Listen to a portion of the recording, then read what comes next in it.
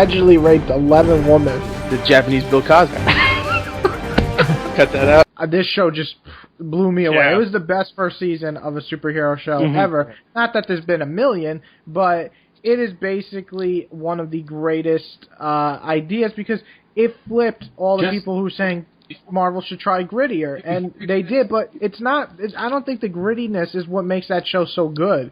It's just a part of the element beyond the acting and the character study and the shots of the fight scenes. I mean, that's what makes this show a step above what I think anybody really expected, especially from the budget's really shitty, by the way. I don't know if you guys read the budget on the show, but it was literally 1/4 of the amount of budget of Spartacus, and Spartacus wasn't even that high budget. I just want to remind you guys, while we discuss this, only saw the first 6 episodes. So Okay. Well, there's nothing. I'm not going to spoil the ending or anything, but we'll go to the 6th episode because I feel like the first 8 episodes really are the defining moments of that entire show. And trail off at the end.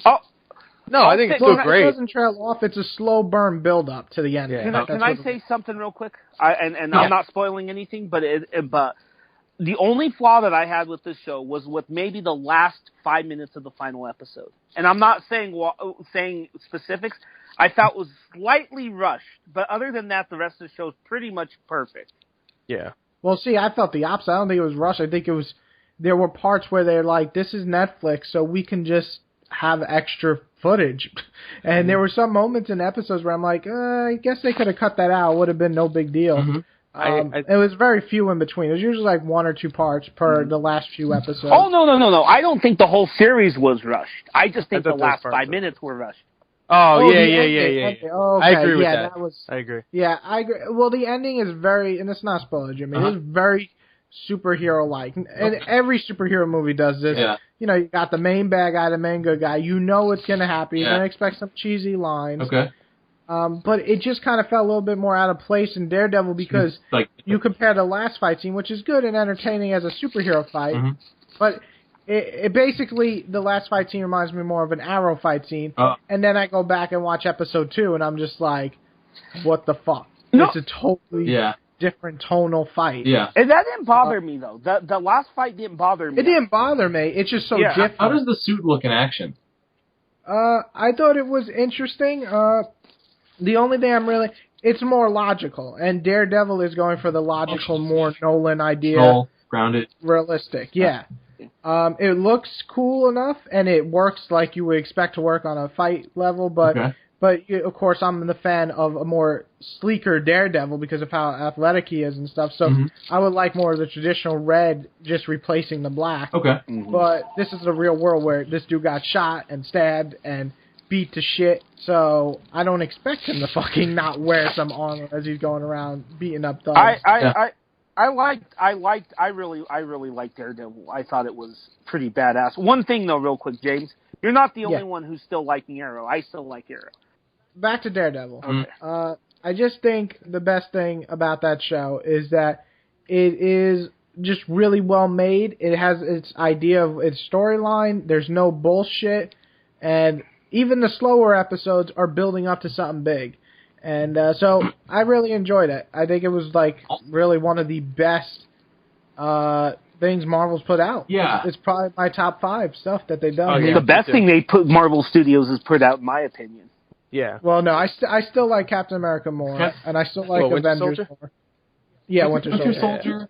Daredevil, Guardians are like the 3 favorites. Dude, if Winter Soldier had a part where Captain America smashed someone's head through a car door, then I would have been hell yeah. Yeah, but I don't see. That's the thing. I don't want Captain America to ever go that far. When I watch Captain America, I want him to beat the shit out of people, but not kill them or beat the shit out of the point. He does kill people though. Like he straight up shot people in the first movie. In the first, but that's okay. I mean, I don't want to see like a gritty Captain America. Well, what you're saying is you don't want to see him be brutal like someone like the fucking Kingpin, which makes a lot of sense. Like he's a hero. He's not gonna like use a blender to like rip someone's dick off. He's just like gonna take him out if he needs to. Cap's only killed when he's like a soldier. He's like Superman or something like that, in the sense that he'll only kill if it's absolutely necessary. I like the fact that Captain America isn't gritty, and Winter Soldier had enough smart to not have to do that. It was an entertaining film without that. The Russo brothers, but Daredevil is a very interesting take. I love the grittiness. Oh yeah. But to me, it's really just the character. And what was the actor's name who played Charlie Cox? Dude's amazing. He made that show. Yeah. I loved him in Boardwalk Empire. I never thought he'd be a great actor because I saw him in like a couple of early movies in his career, and I thought he was okay, maybe not great. I saw him in a movie called Stardust, and I thought he was like the man, I love that movie, but he's the weakest part of that movie. But he was great in this show. He was good in When they cast him, I knew him mostly from Boardwalk. Oh, really? Okay, well, never mind. From Boardwalk Empire? He was the only good part of his season, pretty much. Really? Yeah, but he was in 2 seasons, season 2 and 3, and he ended up being stuffed in a box. His corpse ended up being stuffed in a box and being delivered to Steve Buscemi. Oh, okay. Well, I don't need to watch it now. Yeah. they killed Daredevil, so I don't even give a shit. I wasn't going to watch it anyway. They don't tell you how they killed him, but Vincent D'Onofrio, I think he's a great actor, but I really didn't like the voice he used. Oh, I didn't mind the voice. His face. He always looked like he was going to cry. Yeah, that too. Like he always. Like I feel like they were trying really hard to make him a well-rounded character, which is why they showed him like going on dates and stuff. But I feel like a man that is going to take control over Hell's Kitchen and is so physically imposing and charismatic as a fucking crime boss wouldn't be this stumbling bitch when it comes. I kind of like that though. I did too. I mean, I just like such a mix. I think it was overboard. I feel like he seems like a nice, kind of nicest guy, like nice-ish, I guess. And then if you just piss him off, he will murder you. Oh, absolutely, murder you hard. Absolutely. Like I don't think there's anything wrong with showing him as like kind when he doesn't need to be hard and all thug. But I feel like to show him as like an unconfident person and indecisive betrays the character a little bit. Yeah, well, there's a part later on in the series where I'm not going to say what happens, just something happens where his character is sad, let's just say. And it's actually, like, you kind of feel for him, even though he's already done horrible shit. Like, you're just like, oh, man, oh, buddy. Oh, wait, you did horrible shit. I don't even care. What am I doing?